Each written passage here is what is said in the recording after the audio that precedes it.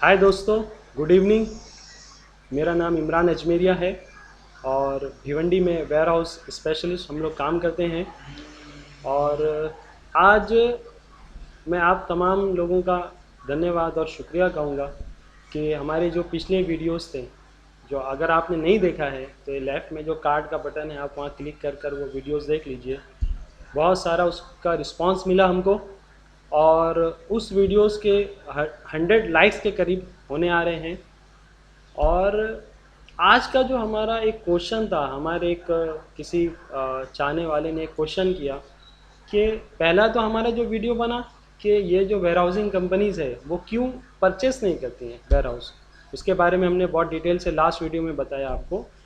आज एक क्वेश्चन ये था कि वेयर हाउसिंग कंपनी अगर छोड़ दे वेयर हाउस तभी हम क्या करेंगे, और ये वेयर हाउसिंग कंपनी 5 साल के बाद, 9 साल के बाद या 3 साल के बाद एग्रीमेंट अगर ख़त्म करके चली जाए तो इन्वेस्टर का क्या रोल रहेगा। मैं आपको इस सारे क्वेश्चन का आंसर के तौर पे एक बात आपको बता दूं। ये जो वेयर हाउसेस होता है, आपसे जो एमएनसीज या लॉजिस्टिक कंपनीज रेंट पर लेती हैं, ये सारी कंपनीज किसी मैन्युफैक्चरर, किसी ट्रेडर, किसी कंसल्टेंट, किसी प्रोफेशनल को सर्विस प्रोवाइड करती हैं। जैसे कि आपको मैं एक एग्जांपल बताता हूँ। भिवंडी में कई एक वेयर हाउसेज हैं जिसमें डॉक्यूमेंट स्टोरेज होता है। आप मान लीजिए आप किसी बैंक से लोन लेते हैं, आप उस लोन लेने के समय अपना डॉक्यूमेंट ओरिजिनल बैंक को हैंडओवर करते हैं। बैंक उस डॉक्यूमेंट को, या वो फाइनेंशियल इंस्टीट्यूशन या वो कंसल्टेंट या वो प्रोफेशनल उस डॉक्यूमेंट को वेयर हाउसिंग में, वेयर हाउस कंपनी जिनके साथ उनका कॉन्ट्रैक्ट होता है उनको हैंडओवर कर देते हैं और वो स्टोरेज करते हैं।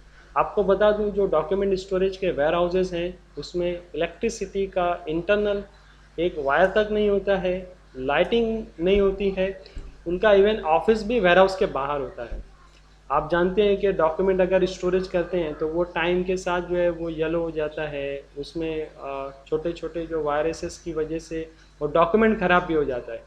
तो उसके लिए सारे पेस्टिसाइड्स, सारी चीज़ें उस वेयर हाउस में अप्लाई की जाती हैं जो उस डॉक्यूमेंट की सेफ्टी के लिए होती हैं।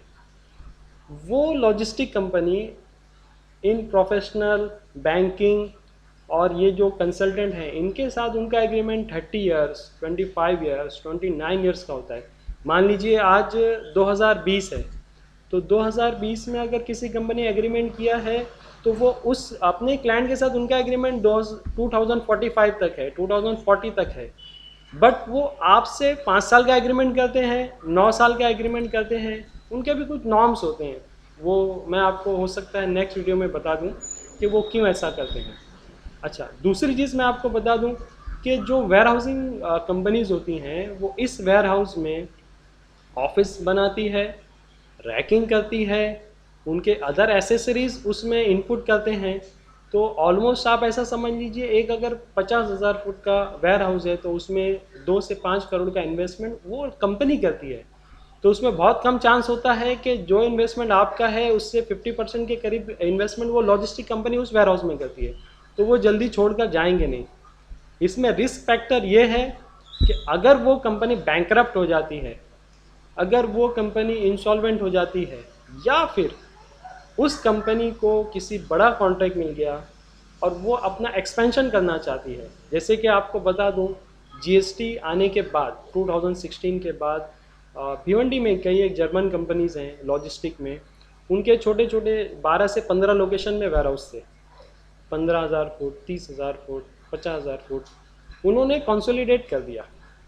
इवन उन्होंने पैन इंडिया वेयर हाउसेज भी भिवंडी में लिया है। अब उन्होंने 3-3 लाख फुट का 2 बिल्डिंग ले लिया।